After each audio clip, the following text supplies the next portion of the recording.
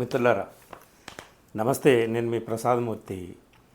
నా రెండు నాకు ఏ నాంచారమ్మ అని ఒక సామెత ఉంది. కొందరు తమకు తగలాల్సిన ఆ 4 దెబ్బలు పడితే తప్ప దారికి రారండి. సుప్రీంకోర్టు ఎక్కడ కొట్టాలో అక్కడ కొట్టింది. గోబ గుయ్యమన్నట్టు కొట్టింది. ఎవరిని? గవర్నర్ని. ఏ గవర్నర్ని? తమిళనాడు గవర్నర్ని. ఆ మహాశయుడి పేరేంటి? ఆర్ఎన్ రవి. ఎందుకు కొట్టింది? ఎందుకు కొరడా జడిపించింది? ఇవన్నీ కూడా నిన్నటి నుంచి వార్తల్లో మీరు వినే ఉంటారు. అయినా సరే ఒకసారి చెప్పుకుందాం. కానీ బుద్ధి వస్తుందా కొంతమందికి? పెట్టాల్సిన గడ్డి పెట్టినా, కొట్టాల్సిన చోట కొట్టినా, ఎన్ని మొట్టికాయలు వేసినా, ఎన్ని కొరడాలు జడిపించినా బుద్ధి వస్తుందా లేదా అసలు జనానికి? బుద్ధి రావాల్సిన వాళ్ళకి, ఆ రావాల్సిన వాళ్ళ వెనకాల ఉండి వాళ్ళని అలా ముందుకు నెడుతున్నటువంటి వాళ్ళకి, ఆ అదృశ్య శక్తులకి వాళ్ళకు కూడా బుద్ధి వస్తుందా? అసలేం జరిగింది ఏమిటి అనేటటువంటిది ఒకసారి మనం చూద్దాం. రాజ్యాంగం ఉంది కదండి. రాజ్యాంగంలో అన్నీ కూడా పొందుపరిచారు కదా. అన్ని నిబంధనలు, అన్ని రూల్స్, అన్ని సెక్షన్స్, అన్ని ఆర్టికల్స్ ఉన్నాయి కదా. మరి గవర్నర్ అంటే ఎవరు? రాజ్యాంగ పదవిలో ఉన్నటువంటి వ్యక్తి కదా. సరే, కేంద్రంలో ఏలుబడిలో ఉన్నటువంటి ఆ ఏలికల అనుయాయులే ఆయా రాష్ట్రాలకి గవర్నర్లు అవుతారు. సో ఆ రాష్ట్రాల్లో ఏ రాష్ట్రానికైతే వాళ్ళు గవర్నర్లు అయ్యారో ఆ రాష్ట్రాల్లో ఉన్నటువంటి ప్రభుత్వం తమ పార్టీదే అయితే ఓకే, ఒక రకమైనటువంటి చూపు, ఒక రకమైనటువంటి ప్రేమ. ఒకవేళ కేంద్రంలో ఉన్నటువంటి పార్టీకి, కేంద్రంలో అధికారంలో ఉన్నటువంటి పార్టీకి, తాము గవర్నర్గా ఉన్నటువంటి రాష్ట్రంలో అధికారంలో ఉన్నటువంటి పార్టీకి మధ్య ఏమైనా వైరుధ్యం ఉంటే వీళ్ళు అక్కడ ఆ ప్రేమను చూపించరు. సవతి తల్లి ప్రేమ చూపిస్తారు. అసలు నిర్లక్ష్యం అంటే ఏంటి? నిరాదరణ అంటే ఏంటి? ఇవన్నిటికీ ఉదాహరణగా అలాంటి గవర్నర్లు నిలుస్తారు. మనం చూస్తున్నాం అన్నమాట. అంటే కేంద్రంలో అధికారంలో ఉన్నటువంటి పార్టీకి అనుయాయులైనటువంటి వాళ్ళు రాష్ట్రాల గవర్నర్లు అయినప్పుడు, ఆ రాష్ట్రాల్లో వేరే పార్టీల ప్రభుత్వాలు ఉన్నప్పుడు వాళ్ళు ఏం చేస్తారు ఏమిటి అనేటటువంటిది మనం గతంలో చాలా ఈ ఫెడరల్ వ్యవస్థలో అసలు ఈ గవర్నర్లు అవసరమా లేదా అనేటటువంటి చర్చ దాకా వెళ్ళిపోయింది. చాలా పోరాటాలు చేశారు. చరిత్ర అంతా తడువుకోవాల్సిన పని లేదు. కానీ ఈ మధ్యకాలంలో గత 2 ఏళ్లుగా తమిళనాడు ప్రభుత్వం స్టాలిన్ నేతృత్వంలో పోరాటం చేస్తుంది. వాళ్ళు ప్రభుత్వం శాసనసభలో ఏవో బిల్లులు పాస్ చేస్తారు. అభివృద్ధి పనుల కోసమో ఆర్థికపరమైనటువంటి బిల్లులో పాస్ చేస్తారు. వాటిని చట్టంలో తీసుకురావాలి అంటే గవర్నర్ ఆమోద ముద్ర కావాలి. సో గవర్నర్ దగ్గరికి పంపిస్తారు. గవర్నర్ వెయ్యడు ఆమోద ముద్ర. ఎందుకంటే ఆ రాష్ట్రంలో ప్రభుత్వంలో ఉన్నది తమ పార్టీ వాళ్ళు కాదు కాబట్టి. క్లియర్ ఇది. అంటే ఖచ్చితంగా చెప్పాల్సినటువంటి, ప్రత్యేకంగా మనం ఇది చెప్పుకోవాల్సినటువంటి పని లేదు. ఇది అనుభవంలో చూస్తున్నాం, చరిత్రలో చూసాము, జరుగుతున్నది వర్తమానంలో చూస్తున్నాం. కేరళలో ఒక గొడవ, కేరళలో కూడా ఇదే గొడవ.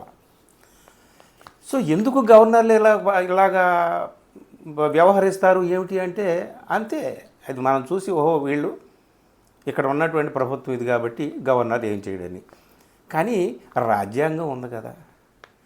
రాజ్యాంగం అమలు అవుతుందా లేదా అనేటటువంటిది చూడడానికి ఒక న్యాయ వ్యవస్థ ఉంది కదా. అత్యున్నత న్యాయస్థానం ఉంది కదా. అది అన్నిసార్లు ఊరుకోదు కదా. సో ఇప్పుడు ఈ సదరు తమిళనాడు గవర్నర్ రవి గారిని పిలిచి, అంటే కోర్టులోకి పిలిచినా పిలవకపోయినా కొట్టాల్సిన చోట ఒక దెబ్బ కొట్టిందండి. ఏమిటి అసలు ఏం జరిగింది అంటే దాదాపు 10 బిల్లులు ఆయన కింద పెట్టుకొని కూర్చున్నాడు మడత పెట్టి. సో ఆ బిల్లులు ఏమిటి? యాక్చువల్గా గవర్నర్ చేయాల్సిన పని ఏమిటా అంటే ఒక బిల్లు పాస్ చేసి అసెంబ్లీ ఆయన దగ్గరికి పంపిస్తే ఒక నెల రోజుల్లోపు ఆయన అనుమతిని మంజూరు చేసి పంపించాలి. లేదు, దాని మీద భిన్నాభిప్రాయం ఉంటే 3 నెలలు ఆయన 3 నెలల్లోపు తనకున్నటువంటి భిన్నాభిప్రాయం ఏంటో రాసి దాన్ని తిప్పి పంపించాలి అసెంబ్లీకి. లేదంటే 3 నెలల్లోపు రాష్ట్రపతి పరిశీలనకు పంపించాలి. ఈ 3 ఛాయిసెస్ ఉన్నాయి గవర్నర్ ముందు.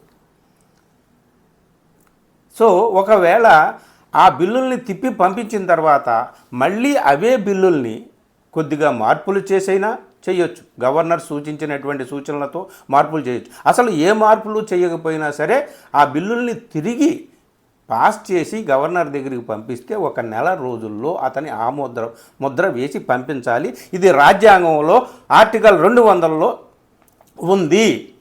ఇదే ఇప్పుడు సుప్రీంకోర్టు తప్పు పట్టింది ఆర్ఎన్ రవిని. ఏం చేస్తున్నావు? నీ దగ్గర ఉన్నటువంటి ఆప్షన్స్ 3 ఆప్షన్స్. ఆర్టికల్ 200 ఏం చెప్తుంది? దాన్ని కూడా ఉల్లంఘించావు నువ్వు.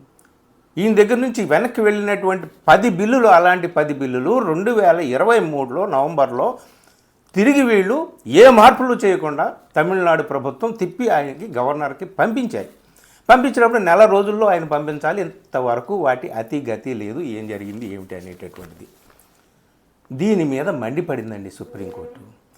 ఇది కేవలం ఒక్క తమిళనాడు గవర్నర్కే కాదు, అన్ని రాష్ట్రాల్లో ఉన్నటువంటి గవర్నర్లకి, ముఖ్యంగా కేంద్రంలో ఏలుబడిలో ఏ పార్టీ ఉందో ఆ పార్టీ అనుయాయులు ఎక్కడెక్కడైతే రాష్ట్రాల్లో గవర్నర్లుగా ఉన్నారో ఆ రాష్ట్రాల్లో కేంద్రంలో ఉన్న పార్టీ కాకుండా ప్రతిపక్ష పార్టీ ఏదైనా అధికారంలో ఉంటే ఆ గవర్నర్లు ఏం చేస్తున్నారు, వాళ్ళందరికీ కూడా ఒక చెంపదెబ్బ లాంటి ఒక తీర్పు అన్నమాట ఇది.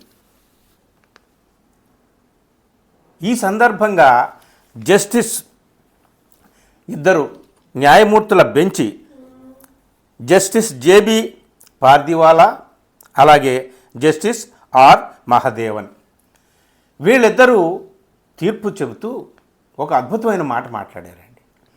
గవర్నర్ అంటే ఎవరు అని ఒక గొప్ప నిర్వచనాన్ని వాళ్ళు ఇచ్చారు. అందరూ కూడా ఆ నిర్వచనాన్ని రాసుకొని గవర్నర్ ఆఫీస్లో మహాత్మా గాంధీ, అంబేద్కర్ ఫోటో ఇట్లాంటి ఫోటోలు పెట్టుకుంటారే, దానికంటే వీళ్ళు చెప్పినటువంటి ఈ నిర్వచనాన్ని చక్కగా పెద్దగా ఎక్కడ కూర్చుంటారో, కుర్చీలో ఇలా కూర్చుంటారా, ఎదురుగా రోజు కనబడి రోజు చదువుకొని దండం పెట్టాలి, అలాంటి నిర్వచనం చెప్పారు. గవర్నర్ అంటే ఏం చెప్పారయ్యా అంటే, governor must be A friend, guide and philosopher to the state, not a hindrance. అది గవర్నర్ అంటే ఏ రాష్ట్రానికి ఆయన గవర్నర్ అవుతాడో ఆ రాష్ట్రానికి ఒక స్నేహితుడిలాగా ఉండాలి, ఒక మార్గనిర్దేశకుడిలాగా ఉండాలి, ఫిలాసఫర్ లాగా ఉండాలి. అంతేగాని ఆ రాష్ట్ర ప్రభుత్వ అభివృద్ధికి అడ్డుగోడగా నిలవకూడదు.